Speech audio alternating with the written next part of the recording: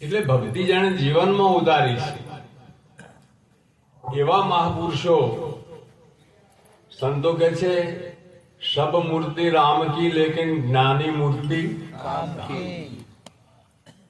એટલે સુંદર વાતો ચાલી સત્સંગની.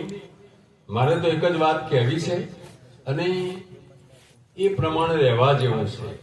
રહેવું રે મારે સાસરિયાની રીત, સાહેબજીને ભજવા છે પ્રીત. રહેવું રે મારે સાસરિયાની રીત. જેમ દીકરી સાસરે જાય એટલે પિયર પક્ષની બધી વાતો, પિયરનો જે વ્યવહાર છે એ છૂટી જાય. હવે દીકરીને કરોડપતિ થવું હોય શું કરવું પડે? વાહ. આ કરોડપતિ આથી લગ્ન કરો એટલે કરોડપતિ. કોઈ મજૂરી હે? નહીં, કોઈ મજૂરી નહીં. એમ શિષ્યને ગુરુ થવું હોય તો શું કરવું પડે? એવા કોઈ ગુરુના શરણે જતા રહીએ. ગુરુ ગુરુ વાત આવી છે ને, પછી એનો વ્યવહાર બદલાય. મેં જોયું આવા મહાપુરુષો બહુ થોડા સાહેબ જેના જીવનમાં આ વાત ઉતરી હોય ને, બોલવું તો સહેલું છે સાચી વાત. પણ એમ રહેવું કાઠું. એ બહુ અઘરું છે.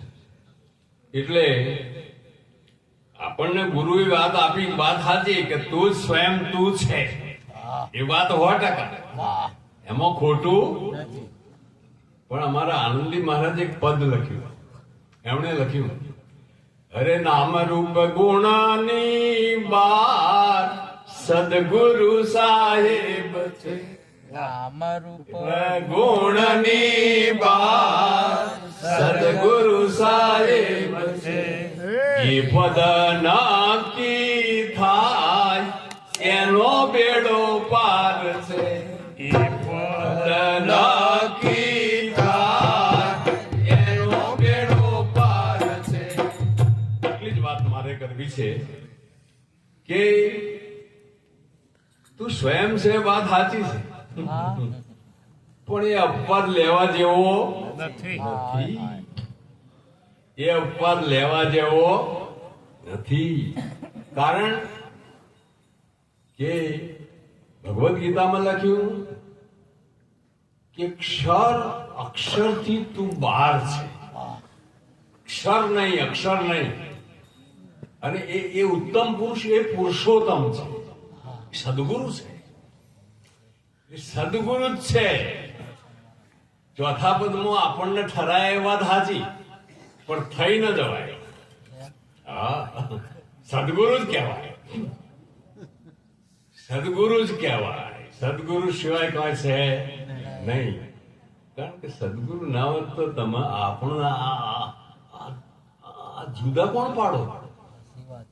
જુદા પાડે ઓળખાણ માટે, અને પછી શું તો સદગુરુ છે, બીજું કોઈ છે? હું આવું માનું છું. સાચી વાત. સાચી વાત. આ તો બસ સહી કરી તો સારું થયું.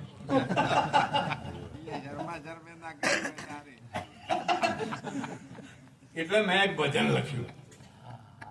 આ વાત મને બેઠી એટલે મને એવું થયું કે મારું આ કેમ છે, આ માણસો લખે છે, બોલે છે, પણ બરોબર નહીં. અરે હું હરિમાં ભાળે રે સંતો ભાઈ, હું હરિમાં ભાળે. વાહ. આ હું હરી નથી જુદા, એ વાત સાચી છે. હા. એ વાત તો સાચી છે, પણ તોય હું રહ્યો ને, હું હરી બે જુદા નથી. એટલે હરી ના રહ્યો અને હું એ રહ્યો. પણ મારી સમજણમાં કે તમારે કોઈને વાત સ્વીકાર્યું તો સ્વીકારો, બાકી મારી આ વાત. હું હરીમાં ભાળે રે સાધુભાઈ, હું હરીમાં ભાળે. હું પદ ટળીને હરિપદ આવે ત્યારે જ્ઞાનનો માર્ગ જણે. સંતોભાઈ ગજબ કહેવાય. હું હરિમાં ભળે એ જ્ઞાનનો માર્ગ એવો છે. વાહ. અને હું ને હરિ હજી બે જણા હોય તો હું તો શું ને હા હા છે બે જણા. આ હરિ સર્વ વ્યાપક તે સાંભળેલું સમજાય સદગુરુ બળે સાધુભાઈ હું હરિમાં ભળે વય ખરી પછી શું થાય વૈખરી. હું હરિમાં ભળી જાય પછી થાય શું તો બદલાય બધું શું બદલાય શું બદલાય? આ વૈખરી વાણીમાં પરિવર્તન આવે મુખમાંથી અમારા ઝરે રે સંતોભાઈ હું હરિમાં ભળે વાહ. પછી શું રહ્યું હરિ હું છે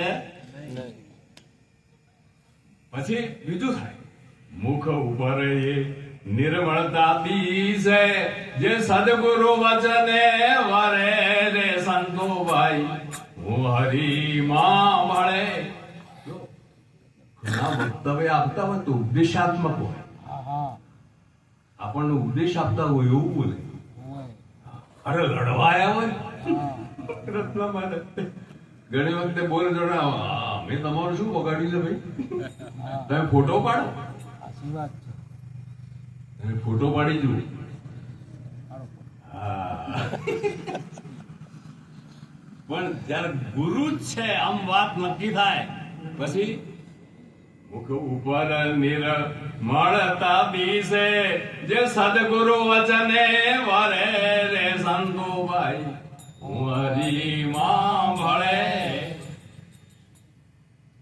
તમે નિરાત બાપુના બધા પદો વાંચો એમણે દાસ સિવાય ક્યાંય લખ્યું નથી વાહ વાહ. એક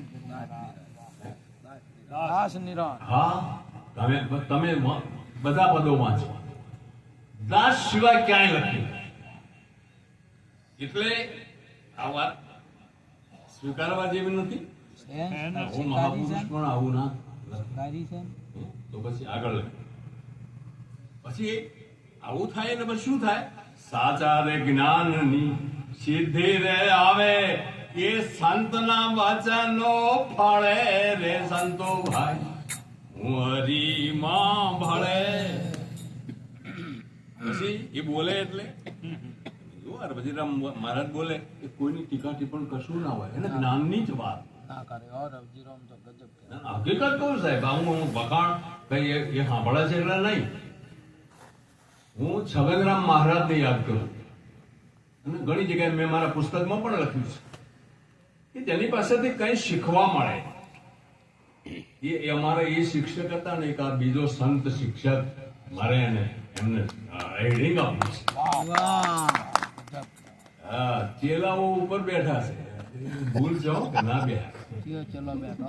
ગુરુદ્વારે આ તો ભાઈ સત્ય વાત મારે કહેવી પડે ગુરુદ્વારે છે ને શિષ્યના ઉપર બેહાય એ હકીકત છે હવે ગુરુ તમને પૂજા કરવા આવે ભલા માણસ વાહ કેવો. ના ચાલે ને હતા આ અમારે આ જોધો ભાઈ હું વખોણ નહીં કરતો મારે આ જોતો ભાઈ એ કદી આ રે મહારાજ એ ઉપર બેહવાનો કોઈ પ્રયત્ન કરે હાલન્યા સાહેબ બેઠા. એમાં બે ત્રણ જણા છે ગુરુ સડી ગયો માં બહુ જ્ઞાનની પછી શું થાય બાપુ શું થાય? જ્ઞાનની ધારા વ્યવહારે લાગે અજબ શબ્દો ઝરે વ્યાકરણમાં ભાષાની 12 શબ્દો આવે વાહ. એ અજબ શબ્દો ઝરે રે સંતો ભાઈ હું હરિમાં ભળે